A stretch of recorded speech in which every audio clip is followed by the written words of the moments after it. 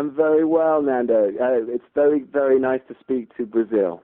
Oh, it's very nice to speak to you. Finally, talking to the guy who gives life to the leading character of The Walking Dead. Well, it's a complete honor to be involved in the project. I love playing the role, and it's quickly becoming the single greatest job of my career. Oh, and you just answered my first question. What does The Walking Dead mean to you? And well, yeah, I mean, that's a very good question. It began as an extraordinary idea that was pitched to me by Frank Darabont, and of course Gail Ann Hurd and the people at AMC. And initially, it was a huge gamble. It felt like throwing yourself off a cliff edge and just hoping that the parachute would open. But you know, in those hands, the incredible sort of storytelling qualities of Frank and Gail Ann Hurd, and of course Greg Nicotero and everybody involved at AMC, I quickly realized, along with the wonderful ensemble cast that we have, that it was not your ordinary genre show. And then the second season, it was extraordinary. This kind of building wave of enthusiasm and viewership of the show has been breathtaking. You know, it's funny because you always hope that people are going to watch the show that you work on or watch the movie that you're working on.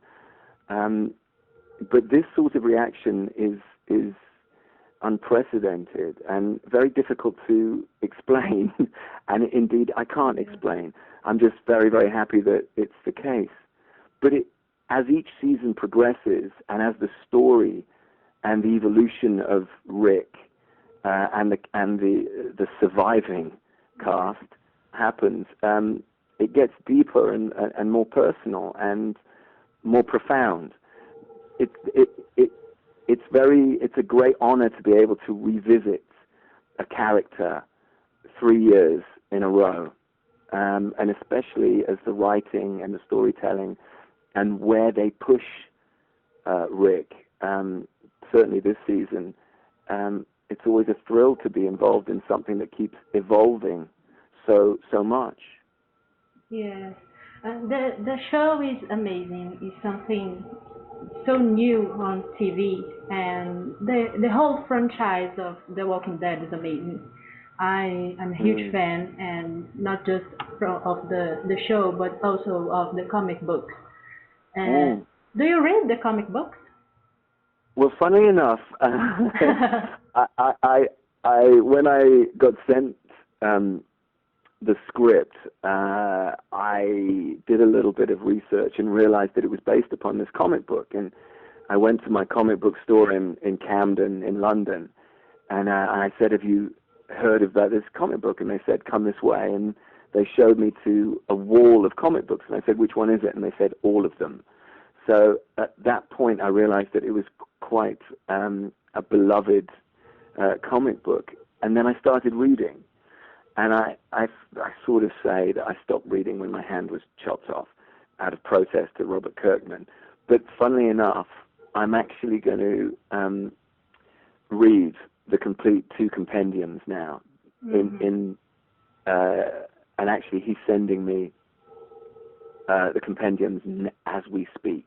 I think they're winging themselves over from, Kirkman HQ, wherever that may be. Yeah. So I am going to read them this season, just because I'm interested to try and see where I've gone in our show, and also perhaps get some ideas for where we could go this coming season, and hopefully subsequent seasons. Yeah.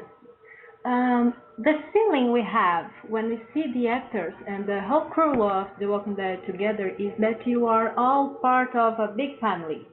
And how is it to work with such talented people? Are you guys as united as you seem to be?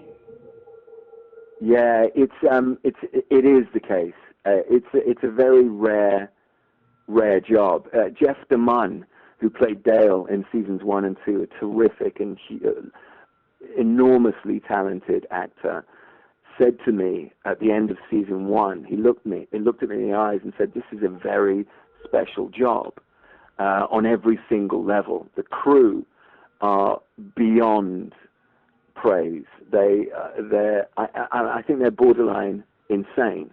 They've put their bodies, their minds, and their lives on hold and on the line for this job. They love it just as much as every other actor, producer. I mean, it's the care that goes into this from every department. It's like nothing I've ever been involved in before, and it's lovely because David Morrissey, who I knew from England, joined the show this season, as you know, and I promised him, I said, this is the best crew I've ever worked with in my life. And David has been working for a good few years, and after about a week working with them, he said, I totally get it. They're magnificent. They're excellent. And the atmosphere on set, everybody wills you to do well because they love telling the story. And I know it sounds like a fairy tale, and I know you probably don't believe me, but it is the truth. The crew, we're as thick as thieves. We look after each other. We support each other. And maybe it's because of the nature of the subject matter. We're all surviving together and trying to stay alive together, and maybe that makes a stronger bond between actors. I don't really know, but I also think perhaps filming in Atlanta, away from New York, away from Los Angeles, we sort of go off into this bubble, and everybody just goes country for 7 months of the year, and I love it. It's just such a good laugh. It's one of the greatest. I mean, every day is so different at work. And we can feel it. It looks like a group that cares a lot about each other. And because of that, I believe that one of the worst parts of this job is losing some members of this family. And this season we lost a lot of people, including T-Dog and Lori, who were on the show since the beginning. How do you deal with these goodbyes? Well, you saw my reaction as Rick in the subsequent episode when you lose, they killed my wife, Yeah. It is the only bad part of this job. It really is. It's the only downside, is that think about there was a photograph taken in season 1. I think it was episode 4 of season 1.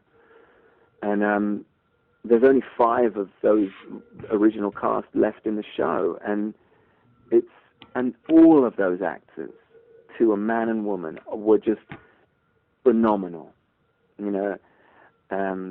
But the wonderful thing is that you build these incredibly tight bonds. Everybody that's been on this show, we're all in email contact.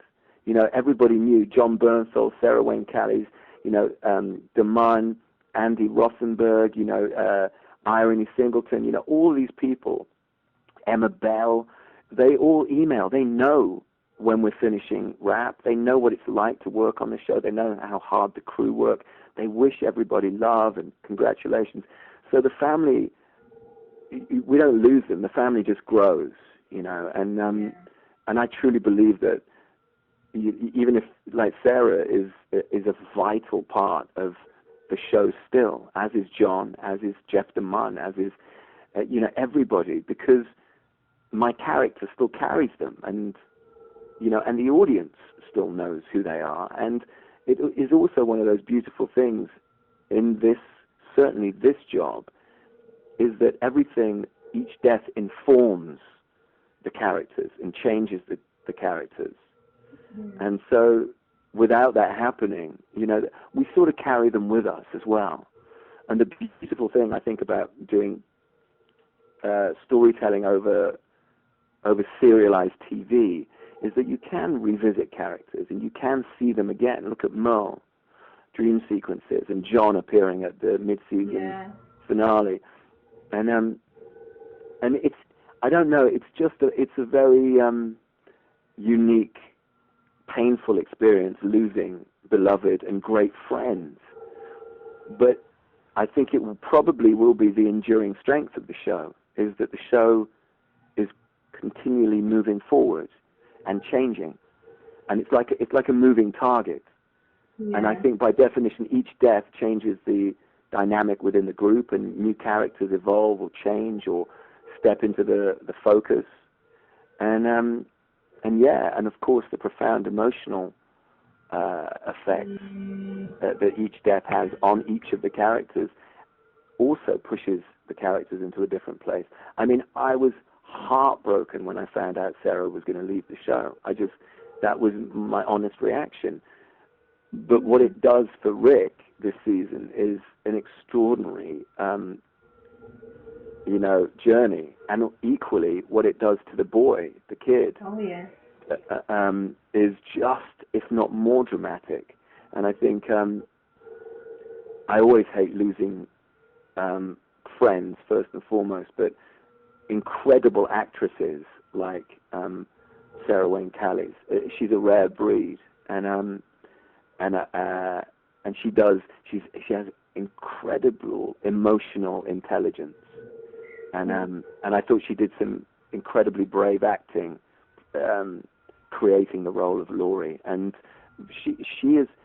John Bernthal, and everybody in that first season created this show. I don't believe that it's the collective momentum of the show was created from the very first episode onwards. And everybody that has been in the show and has left the show, before and to come, becomes part of the Walking Dead family. Yes, absolutely.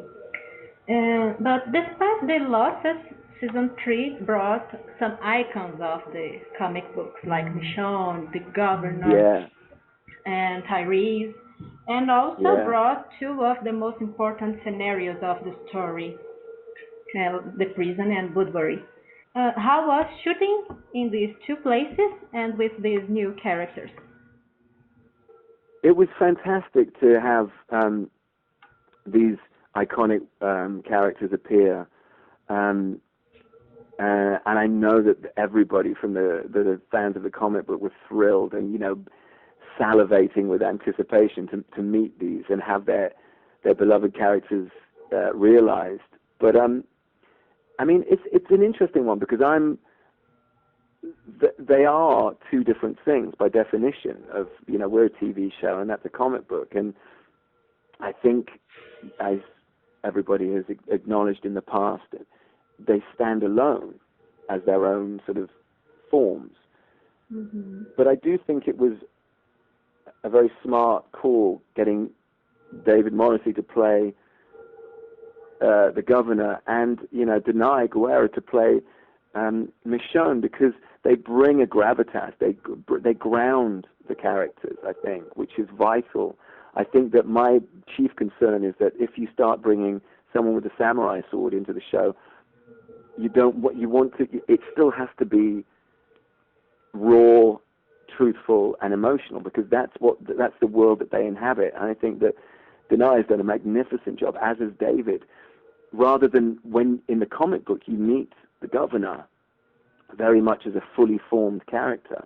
I think what the writers and David were very keen to bring to the role is almost the evolution of the Governor. Rather than him being fully formed, you get to see that man created. So, and I think that was a very smart move from everybody in the writers, everybody involved in the writing side of things. But yeah, I mean, it's the first time I acted with Denai as Michonne. We have the standoff at the fence, and we just lost all of these, what I think is three major characters of the family. And I see this woman, you know, with a samurai sword, exhausted, full of blood, carrying baby formula. I mean, it's the most sort of extraordinary standoff. And then I remember Chandler Riggs, when she had to chop the head of the first walker off, and they did the gag. I had my back turned away because I was walking away from her, and all I heard was Chandler just say, "Cool," like that in the middle of the take, and he never breaks, that kid, and he was just so thrilled to see this amazing decapitation. So it is, I mean, it's deeply cool to sort of get involved in samurai wielding, dreadlocked, uber sort of warriors. But I think Denai and I were very, very keen to have two characters that really recognized one another. And I said that it's really, I think it'd be really satisfying if they start, you know, it's not easy, that she doesn't just become part of the family, because she's reticent. She's not very good at trusting other people. And I think that very much this season, that's the story for Rick. So I think that they're very important characters for one another. Certainly in the second half of this season, you'll see something developing between the two of them, which I think certainly Denai and I were very interested in playing. Yes. Between you and me, what can we fans expect for the second half of season 3? Can you tell us something? Mayhem. Absolute mayhem. It's obviously the governor is not happy. And certainly when we were shooting that whole sequence of the rescue of Glenn and Maggie, after I think Norman had shot 2,000 blank bullets that night, as I shot about 1,500 blanks, we realized that perhaps we'd started a war with Woodbury. So, yes, there is obviously the two camps, the two ideologies, the two men, Rick and the governor, have collided. And there is a lot of unfinished business. Yeah, for sure. Also, I will just tease one episode, and it's around about midway through the back eight, is one of my favorite episodes since the pilot episode. Wow, I'm anxious waiting for the return of season 3. Yeah, well, it really is a thrill ride, and I think some of there have been incredible additions to the cast, to the family this year. I think Lou is doing a terrific job as Axel, and it was very, very sad to lose Oscar as well in episode 8. I thought it was a magnificent actor as well, and there are others. Obviously, Tyrese and Sasha have arrived with their crew as well, which is a phenomenal addition as well. Chad, and yeah, I mean, it just feels like we're going from strength to strength in the cast, and certainly the ambition of this season. I don't know how it's always that thing of how do we keep topping each episode, and it really does feel like everybody in the crew and cast, when the scripts come through each episode, we sort of we sort of take a collective sigh of anticipation, because they're big. Episode 9 is a really extraordinary episode. Episode 10 is, I think, one of the most action-packed episodes we've ever done. Episode 11 is, I think, a beautifully crafted, really interesting character study. And Mike Rooker is just magnificent, as is Melissa McBride. Episode 12 is just one of my favorites. Episode 13 is crazy. Episode 14 wow. episode 14 is beyond. Episode 15 is ridiculous, and episode 16 is like, don't even start. So, no, I think that, you know, we came out of the blocks running this season, and I'm just, it constantly surprises me how committed the crew are, and how they are willing to work such extraordinarily long hours to make sure, absolutely sure, that what they capture on film is exactly what we want. It's a really breathtaking crew and cast to work with. I was excited and anxious before asking you this last question. Now I just can't wait. I have a calendar, and I am only 34 days until the comeback. I really can't wait. Well, it's not long. It won't be long, and I'm sure that there will be some, because I'm going to start flying to start doing some publicity, I think, and to generate the publicity for season for the second half. So I'm sure that there will be some teasers appearing soon on the internet or on media. Oh, okay. Well, a great part of the cast has Twitter accounts, and the fans love the possibility of a closer interaction with their idols.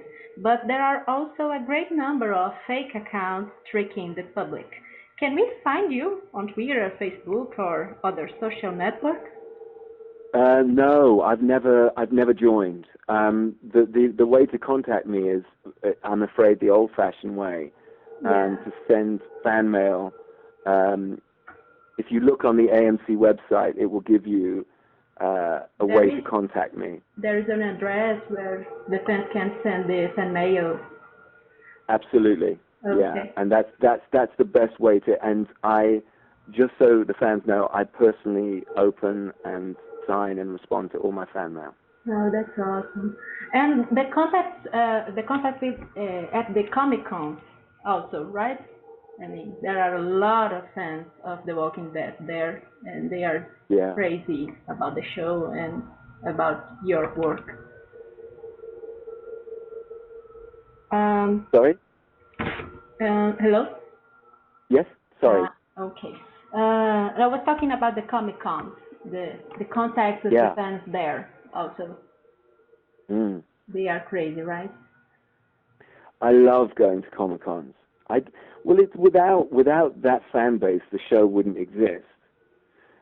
It all was spawned from, obviously, the comic book, as you well know, being a reader of the comic book, and I think that the first time we went into the lion's den when we had the first trailer for the first ever for the pilot episode of the show, it was a kind of half ecstatic, half terrifying experience, but the reaction that we got from the fans there as soon as they saw that trailer was magnificent, because it was almost like they went, "Thank you very much. You're doing it right. You're telling the story in the correct way," and it was almost like that, you know, a seal of approval. And I really do feel like when we do all of the Comic-Cons, is that it does feel like you're coming home, because the questions you get, the care, the intelligent intuition from the fans there is sometimes much more incisive than press questions, because they live it, and you're also portraying beloved characters of theirs that they've spent a lot of time living with as a comic book. So and they know them, and they have their very strong opinions, and I love it going there. I absolutely love it, because you get a direct feedback, a direct response to your work, and there's nothing better than that, I think. Yeah, that's great, really great. Would you like to say something to your Brazilian fans? I just want to say, one day, I love Brazil. I spent a large part of my honeymoon in Rio de Janeiro. Oh, really? And also Fernando de Noronha. Oh, beautiful place. Which is one of the most beautiful, heartbreakingly beautiful places I've ever spent. And I was surfing there in some of the biggest waves. I nearly got killed there. I loved it. So I can't wait to revisit. There's a guy in my local coffee shop in the countryside, in a place called Cirencester in England, who's from Brazil, and he serves me coffee every week. Oh. And he said to me, the fans in Brazil. He got really freaked out when Rick Grimes walked into his coffee shop in the middle of the countryside, and he said, "Rick, what are you doing? Why are you here?" And then we had this conversation. So he's become one of my favorite people in the countryside. And he said, "You've got to go to Brazil." So I'm going to speak to Fox International, who obviously have the world sales for the show. And certainly, if it's not this year, I will endeavor to get to Brazil the following year. Oh, it would be amazing. And everybody of the crew of the site, when we told them I was going to talk to you, they were so excited. Oh my God, you're going to talk to Rick. Tell him we love him. Oh, I can't say all the love they are sending to you, because you are a phenomenon for the Walking Dead fans, and there are many fan sites and many people Well, look, it's loving it really. Well, just so you know, I love playing this part. I love being involved in this extraordinary phenomenon. As I began the interview, it's a complete privilege and honor, and I pinch myself. I really, every day I come to work, I feel extraordinarily blessed to be involved in this roller coaster of a show. And yeah, long may it continue. Viva Rick Grimes, hopefully. Yes, Viva Rick Grimes. Hopefully he doesn't get bitten too soon. Oh, please. No, you can't die, please. You're the leading character. You can't die. Hey, don't die. After this season, hey, you never know. I could be dead already. No, please, no. No. My heart can't deal with this. Okay, Andrew. It was a huge pleasure talking to you. Well, and likewise. And look, please send my love to your country. And I'm serious when I say that. I really do want to revisit Brazil. My wife and I had one of the most extraordinary times in your country, and I love it there. Yeah, so back soon. We'd love. No, we will. I'll drag Norman Reedus out and a few others, and Stephen Young, and see what we can do. Amazing. Just okay. Well, look, it's a joy. What time of day is it there? Just so I know. What? I'm sorry. What time is it there? Now it's 1 p.m. 1 p.m. Yeah. Great. Well, look, thank you. Actually, we have summer time here, so some cities are 2 hours different from you, and other cities 3 hours. Where are you? Are you in Rio? Where are you calling from? I am in Belo Horizonte, and the crew of the website is from everywhere in Brazil. Oh, okay. But well, I am Belo Horizonte now. Well, thank you so much. It's been a pleasure talking to you. I thank you, and I wish you good luck with season 4, and I hope you survive. Thanks. Yeah, so do I. Thank you very much. Okay. Well, look, anytime. I'd love to talk to you again, so please. Oh, I'll call you again. Thank you. Bye-bye. Excellent. Thank you very much.